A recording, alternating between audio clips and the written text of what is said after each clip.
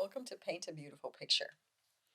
Today we're going to talk about a principle that is very important for you to understand and for your child to understand. It's called sowing and reaping. In Secondhand Lions, I just really absolutely love that movie with Robert Duvall and Michael Caine and Haley Joel Osment. There's a little boy that goes to live with his two crotchety old uncles.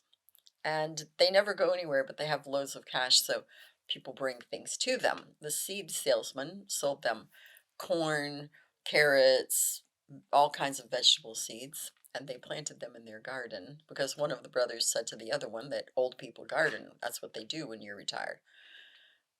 Except every single thing came up to be corn. If you plant a corn seed, it's not going to grow tomatoes.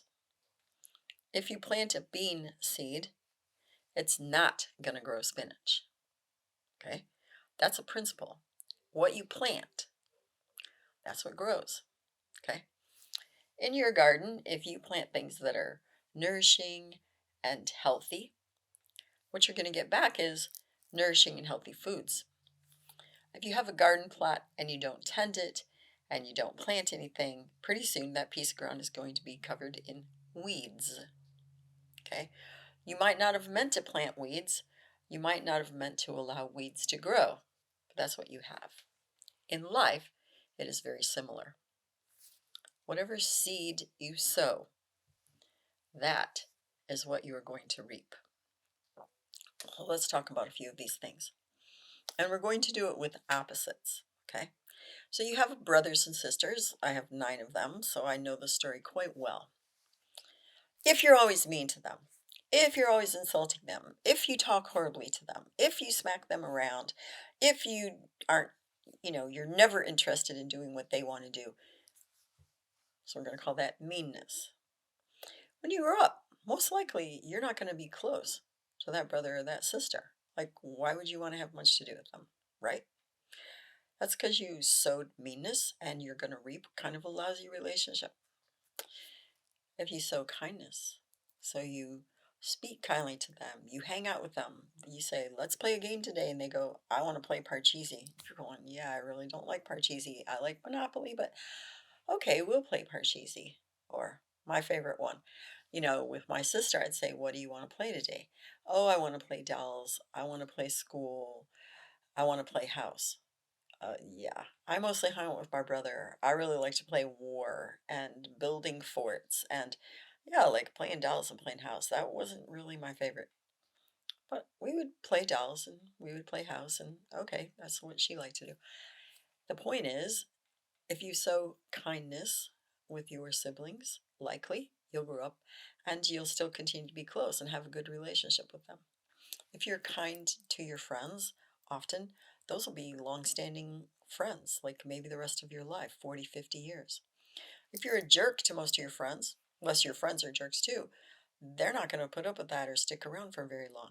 There are direct consequences. Every single decision that you ever make, every single decision that your child ever makes goes a particular direction and has a result. There are consequences directly related to our choices. Sowing and reaping. Okay, let's talk about this one. This one really matters to you. I'm not kidding you about this as a parent. And I already told you when I was young. Oh, wee! I had a really bad temper and it was pretty out of control. I was not a patient woman. That's a pretty big understatement. I was so impatient. I was impatient with myself. I was impatient with my children. I was impatient with the world. I was impatient. That had a result. I want you to know that. It did. I'm going to tell you a really cool thing that happened.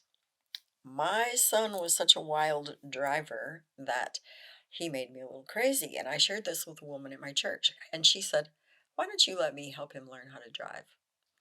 Her name was Mrs. Klotz. Dead serious. That was her name. And I said, great. You go right ahead. She would come pick him up and take him driving. Now, me, I'd be yelling and having a fit at people in front of me, telling them what a bunch of idiots they were, and don't they know what a turn signal is, and where in the world did they get their driver's license out of a Cracker Jack box, and blah, blah, blah, I repeated the behavior I saw in my parents, and it wasn't very good. Mrs. Klotz, bless her precious soul, they'd be driving along, someone would cut her off, someone would do something, and she'd say, "You must be having a really hard day," and she would start praying for them. Seriously.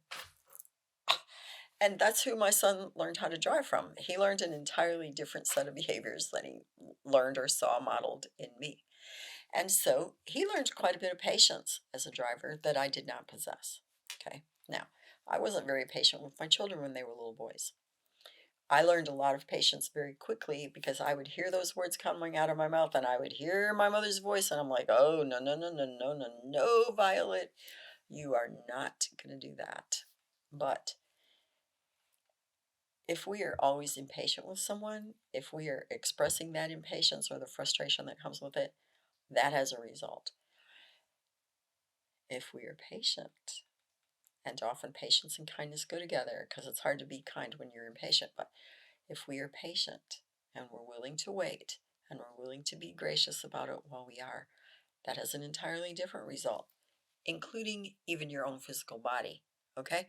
Because when you're frequently impatient and you're just, that is so hard on you. It is so hard on your heart. It elevates your blood pressure. It cranks out all kinds of cortisol, the stress hormone, which causes heart attacks and a lot of other kinds of physical problems, and reduces your ability to fight off infection. It affects your immune system.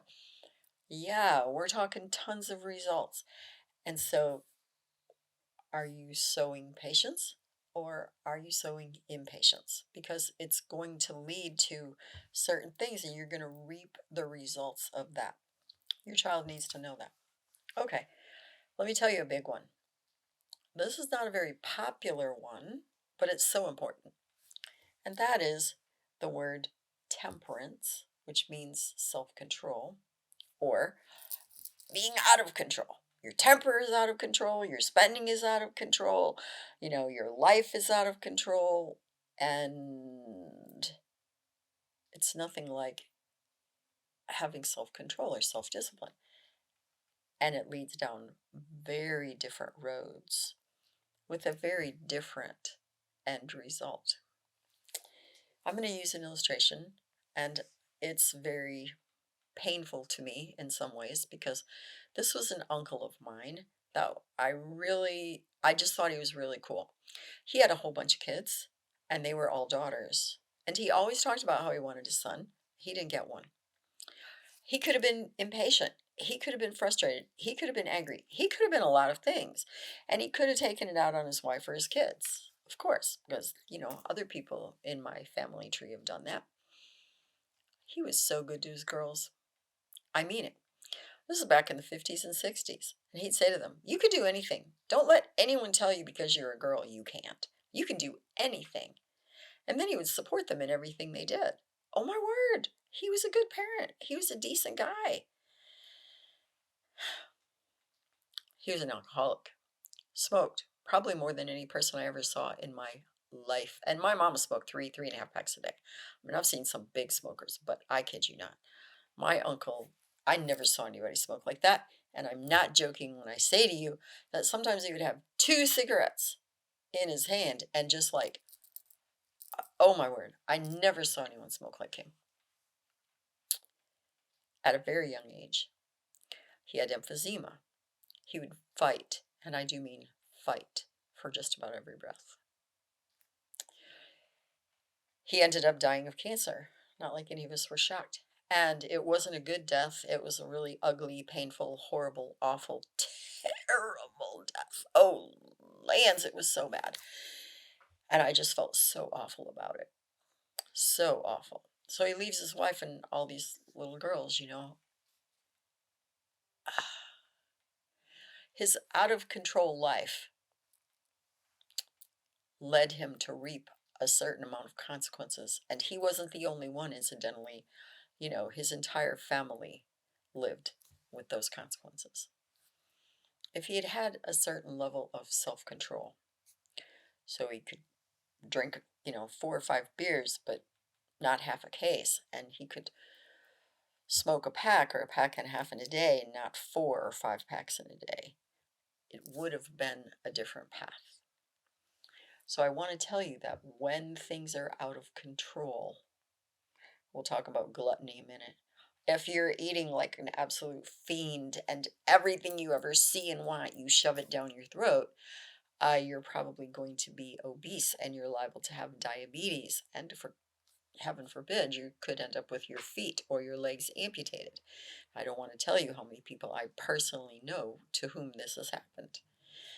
And self-control is going, whoa, that really looks good. However, I'm just going to have a bite, not 4 donuts, right? Or I don't really think that that's a good choice. I'll have an apple instead.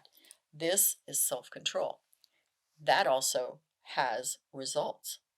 We're in better health. We're in better shape.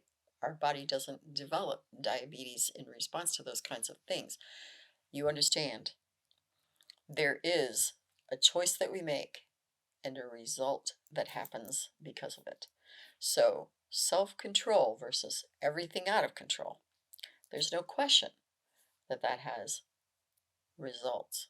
And the contrast is stark. So here's what I want you to think about, and this is my challenge question today.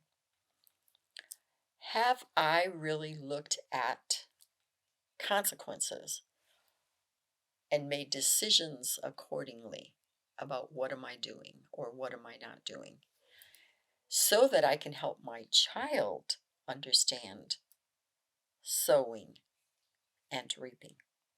Okay?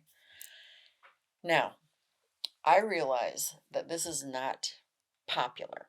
Okay? We want to do what we want to do. We don't want other people telling us. Like, hey, this is my life, this is my body, this is my business. You are right. You are.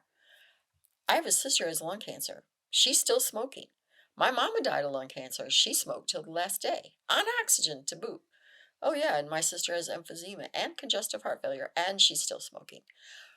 Here's what I'm going to say to you. I never make speeches to her. I don't. She's a grown-up. She understands she has lung cancer because she smokes, and she still smokes. That's her decision. Do you know what?